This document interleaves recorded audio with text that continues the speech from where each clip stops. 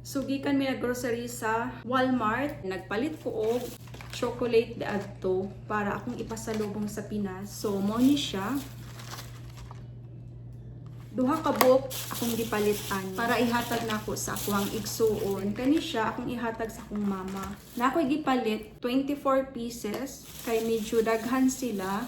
Ako ang ihatag ni sa akong igsuon nga laki, and then ang isa ihatag nako sa akong papa kauban sa akong mga pag-umangkon. So kanira ang ako ang pasalubong sa Pinas, sa ako ang family. So mas priority na ako ang family. Ako ang siblings, mga pag-umangkon, of course, parents. Dalian raman nga bakasyon, 2 weeks rami sa Pinas. Amo ang time and ang budget sub. So medyo mubo ra gyud nga higayon ang pag-uli namo sa Pinas. So most of the time ra gyud ako ang gigahin is ako ang family ra gyud. Kay sila gyud ang ako ang gi-priority nganong niuli ko, especially sa ako ang parents kay medyo idara na gyud sila. So next year man god is mag-expire na ang ako ang green card, so kinahanglan na sab ko mag-process sa ako ang ROC or removal of conditions. So madugayan na sad og process mo nang nihangyo ko sa akong bana nga makauli karong year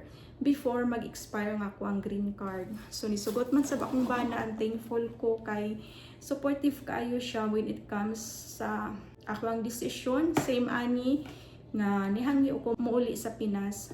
So kaming tulo muuli, si Zimri ako ang anak, and akong bana ug ako. So kaming tulo ang muuli, and then simple pasalubong lang, and napakoy ubang pasalubong nga akong ihatag para nila aside aning chocolate.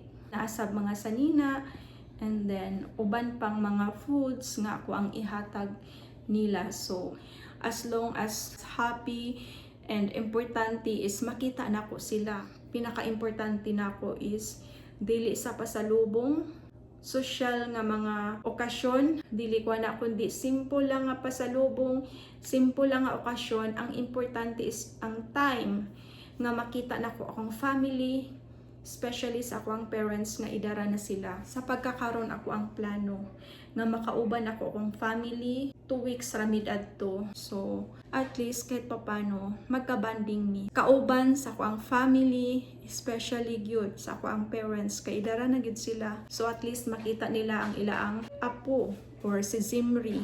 Kay wa pa nila nakita sukad si Zimri, nakita lang is only video call, pero lahi gyud ang video call compare sa makita sa personal, mahalog nimo ang bata sa personal, ilang apo.